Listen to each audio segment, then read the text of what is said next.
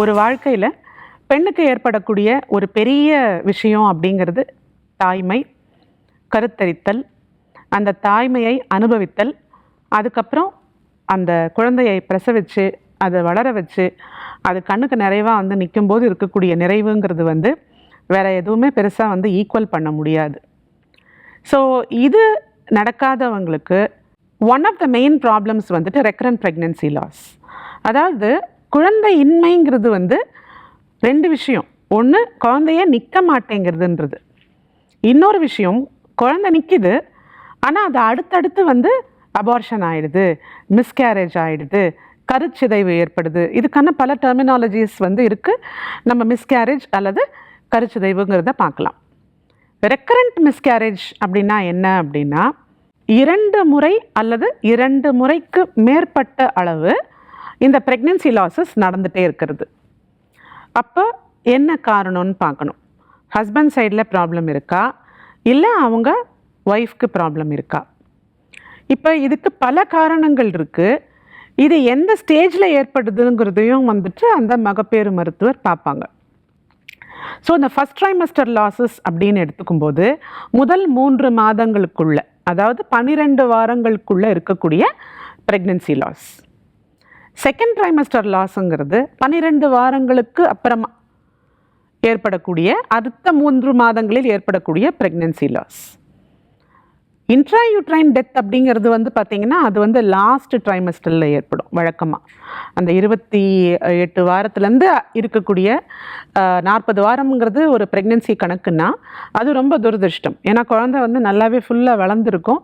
ஏதோ ஒரு காரணத்தினால வந்து குழந்தை இறந்து போகிறதுங்கிறது வந்து சில பேருக்கு அடுத்தடுத்து நிகழக்கூடிய தன்மை இருக்கும். ஸோ அது எந்த மாதத்தில் அந்த ப்ரெக்னென்சி லாஸ் ஆகுது அப்படிங்கிறது வந்து ரொம்ப உன்னிப்பாக கவனிக்கும்போது அதுக்கான காரணங்கள் நமக்கு வந்து தெரிஞ்சிடும். ஸோ இதை வந்து ஒரு குழந்தையின்மை சிகிச்சை நிபுணர் எப்படி எதிர்கொள்வாங்க அப்படின்னா, அவங்க பார்க்குறது ஃபுல்லுமே வந்து யூஸ்வலாக ஒய்ஃப் சைடில் நிறைய செக் பண்ணுவாங்க, அந்த பெண்ணை செக் பண்ணுவாங்க. ஸோ அவங்களுக்கு ஒரு பேசிக் ஸ்கேன் பண்ணும்போது கர்ப்பப்பை எப்படி இருக்குது, இல்லை அதை உள்ளுறுப்பை செக் பண்ணும்போது கர்ப்பப்பை வாய் எப்படி இருக்குது அப்படின்னு மெயினாக பார்ப்பாங்க. ஸோ இந்த முலேரியன் அனாமலிஸ் அப்படின்னு சொல்லக்கூடிய அந்த கருப்பை, ஒரு கருப்பை ஒன்றா தான் இருக்குது அப்படின்னா வந்துட்டு ஒரு கருப்பை இருக்கணும், அதுக்கப்புறம் 2 டியூப் இருக்கும், அதுக்கப்புறம் 2 ஓவரிஸ் இருக்கும். இந்த கருப்பையே வந்து 2ஆக பிரிஞ்சிருக்கிறது, அப்புறம் அந்த கருப்பையுடைய வாய்ப்பகுதி 2ஆக பிரிஞ்சிருக்கிறது, அதில் 2மே ஈக்குவலாக தனித்தனியாக வளர்ந்துருக்கிறது, இல்லைன்னா அரைகுறையாக ஒட்டின்னு இருக்கிறது, இதில் வந்து ஒரு பகுதி மாத்திரம் நல்லா வளர்ந்து ஒரு பகுதி சுத்தமாக வளராமல் இருக்கிறது, 2 பகுதியுமே வளர்ந்து உள்ளுக்குள்ளே ஒரு முழு தடுப்பு சுவர் இருக்கிறது, இல்லை 2 பகுதியும் நல்லா வளர்ந்து பாதி தடுப்பு சுவர் இருக்கிறது, செப்டம் அப்படின்னு சொல்லுவோம். ஸோ பைகான்வேட் யூட்ரஸ், அதுக்கப்புறமா uterine didelphys, uterine septum, partial septum, complete septum, இப்படி வந்து நிறைய விஷயம் வந்துட்டு இந்த கர்ப்பப்பையிலேயே ஃபால்ட் இருக்கிறதுக்கான வாய்ப்புகள் வந்து இருக்குது. இது வந்து பிறப்பிலேருந்து இருக்கும், இதெல்லாம் வந்து புதுசாக வந்தது இல்லை. இது அவங்களுக்கு வழக்கம் போல் தான் வயசுக்கு வருவாங்க, வழக்கம் போல் தான் பீரியட்ஸ் வந்து இருக்கும். ஒரு சிலருக்கு அப்ஸ்ட்ரக்டிவ் பெத்தாலஜி இருந்தது, அது வெளியே வரக்கூடிய பாதையில் அடைப்பு இருந்தது அப்படின்னா அந்த இடம் வீங்கி இருக்கும், ஸ்கேனில் தெரியும் அதுக்குள்ளே பிளட் இருக்கிறது, அதுக்கப்புறம் அவங்களுக்கு பயங்கரமாக வயிறு வலி இருக்கும் பீரியட் அப்போ.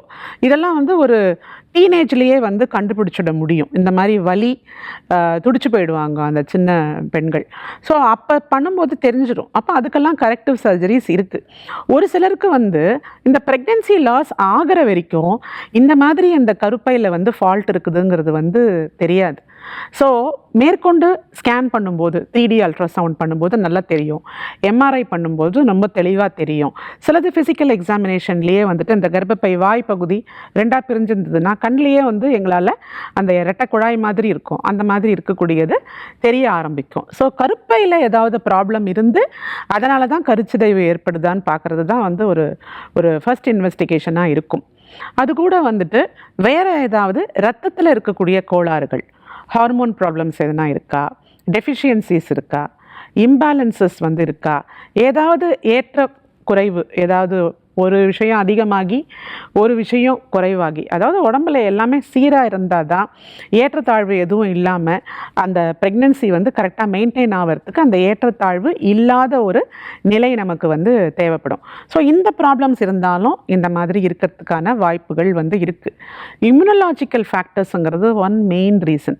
ஜெனட்டிக் ஃபேக்டர்ஸ், அதாவது மரபணுக்கள்லேயே வந்து அந்த பெண்ணுக்கோ இல்லை அவங்களுடைய கணவருக்கோ ஏதாவது ப்ராப்ளம் இருந்ததுன்னா மறுபடியும் ப்ரெக்னென்சி லாஸ் ஆகிறதுக்கான வாய்ப்புகள் வந்து இருக்குது. இன்னொன்று இம்யூனலாஜிக்கல் ப்ராப்ளம்ஸ், அதாவது இப்போ ஒரு கருவுன்னு ஒன்று உருவாகுது இல்லையா, அது எங்கேருந்து உருவாகுது? 50% அந்த பெண் உடம்புலேருந்து வரக்கூடிய ஜெனட்டிக் மெட்டீரியல், இன்னொரு 50% வந்து அவங்களுடைய ஹஸ்பண்டுக்கிட்டேருந்து வரக்கூடிய ஜெனட்டிக் மெட்டீரியல். அது இட்ஸ் அ ஃபாரின் மெட்டீரியல், அது வெளியிலேருந்து வருது. ஆனால் நம்ம எல்லாரும் எப்படி பிறந்திருக்கோம், அந்த உடம்பு அந்த வெளியிலேருந்து வரக்கூடிய அந்த 50% ஹஸ்பண்டால் தரப்படக்கூடிய அந்த ஜெனட்டிக் மெட்டீரியலை தன்னோட மெட்டீரியலாக அது வந்து உடம்பு அக்செப்ட் பண்ணிக்கும். ரொம்ப சிம்பிளாக சொல்லணுன்னா அது மாதிரி தான். ஸோ அந்த கரு இணைஞ்சதுக்கப்புறமா அது வெளியிலேருந்து வந்தது அப்படின்னு சொல்லிட்டு அந்த கர்ப்பப்பையோ அந்த பெண்ணுடைய உடலோ ஐடென்டிஃபை பண்ணுறது கிடையாது. ஸோ அந்த டைமில் அது வந்து இம்யூனலாஜிக்கல் சப்ரெஷன் கொஞ்சம் ஏற்படும் அந்த இடத்துல. அதுக்கான பேலன்ஸ் உடம்புல இருந்தால் தான் அந்த பேலன்ஸ் மெயின்டைன் ஆகும். அந்த மெட்டீரியல் வெளியிலேருந்து வர்றதை வந்து, அதாவது அந்த ஸ்பெர்ம் அதாவது விந்து, அது வந்து வெளியிலேருந்து வருது அப்படிங்கிறத வந்து அந்த உடம்பு வந்து அக்செப்ட் பண்ண மாட்டேங்குது அப்படின்னா அதை வந்து அது ஃபாரின் மெட்டீரியலாக தான் கருதும். அந்த மாதிரி இருக்கும்போது அந்த மெட்டீரியலை அது வெளியே ரிஜெக்ட் பண்ண பார்க்கும். ஸோ எடுத்த உடனே குழந்தை நிற்காமல் இருக்கிறதோ இல்லை கரு உருவானதுக்கு அப்புறமா அந்த கருச்சிதைவு திருப்பி ஏற்படுறதோ வந்து இம்யூனலாஜிக்கல் ரீசன்ஸும் ஒன்று. இன்னொரு மேஜர் ரீசன் நம்ம என்ன இந்த காலகட்டத்தில் பார்க்கணுன்னா என்வாயன்மெண்டல் ரீசன்ஸ். நம்ம சுவாசிக்கிற காற்று, நம்ம குடிக்கிற தண்ணி, நம்ம சாப்பிட்ற உணவு, இது எல்லாமே வந்து நமக்கு வெளியிலேருந்து தான் வருது. நம்ம வந்து தேடி போய் நம்ம வாங்கலாம்.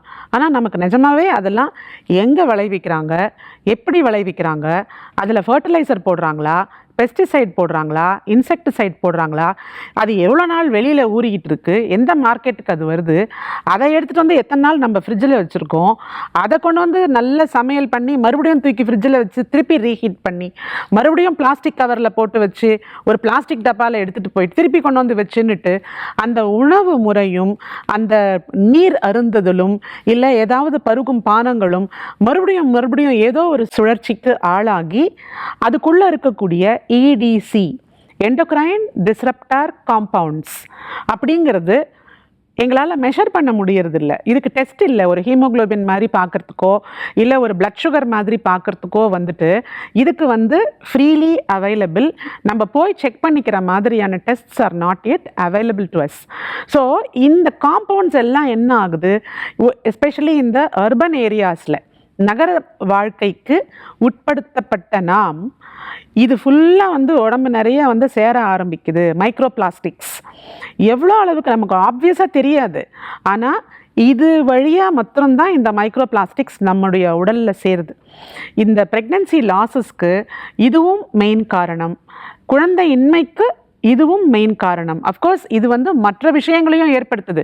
இதனால் டயபெட்டிஸ் வருதுன்னு சொல்கிறாங்க, வேறு பிரச்சனைகள் வருதுன்னு சொல்கிறாங்க. ஆனால் இந்த EDC அப்படின்னு இருக்கக்கூடிய என்வாயன்மெண்ட், நம்மளுடைய சுற்றுச்சூழலிருந்து, நம்ம சிம்பிளாக சாப்பிடக்கூடிய ஒரு உணவிலிருந்தோ, குடிக்கக்கூடிய தண்ணியிலிருந்தோ, அருந்துகிற பானங்கள்லேருந்தோ, மூச்சு காற்றுலேருந்தோ, இது இல்லாமல் நம்ம எப்படி இருக்க முடியும்? நமக்கு வேணால் அந்த ட்ரெஸ்ஸு வேணான்னு சொல்லியிருக்கலாம், இந்த நகை வேணான்னு சொல்லியிருக்கலாம், அந்த ஊருக்கு போக வேணான்னு சொல்லியிருக்கலாம். பட் சாப்பிடாமல் குடிக்காமல் மூச்சு விடாமல் எப்படி இருக்க முடியும்? ஒரு ஹியூமன் பீயிங்னா நமக்கு இதெல்லாம் தேவை தான் படுது. ஸோ எவ்வளோதான் நம்ம வந்து கவனமாக இருந்தாலும் நம்மையும் அறியாமல் இந்த மூணும் நமக்கு உள்ளே போயிட்டு தான் இருக்குது. இந்த விஷயத்துலேருந்து நம்ம எப்படி ஓரளவுக்கு பாதுகாத்துக்க முடியும் அப்படின்னா, ஏன்னா இப்போ நான் மற்ற விஷயங்கள் நான் சொன்னதெல்லாம் சில விஷயங்கள் பார்த்து கரெக்ட் பண்ணலாம். இந்த EDC வந்து நிறைய விஷயம் நம்ம கையில் இல்லை. அந்த நகரத்தாண்மை எப்படி இருக்குது அப்படின்னு சொல்லி பார்த்தா தான் நமக்கு தெரியும். ஸோ இதை கரெக்ட் பண்ணுறதுக்கு நமக்கு தேவைப்படுறதுன்னு பார்த்திங்கன்னா, நம்மளுடைய உணவையும் அந்த பருகும் பானங்களையும் எப்படி தேர்வு செய்கிறோம், எங்கேருந்து வாங்குகிறோம், எப்படி சமைக்கிறோம், எப்படி ஸ்டோர் பண்ணுறோன்றதுலேருந்து தான் இருக்குது.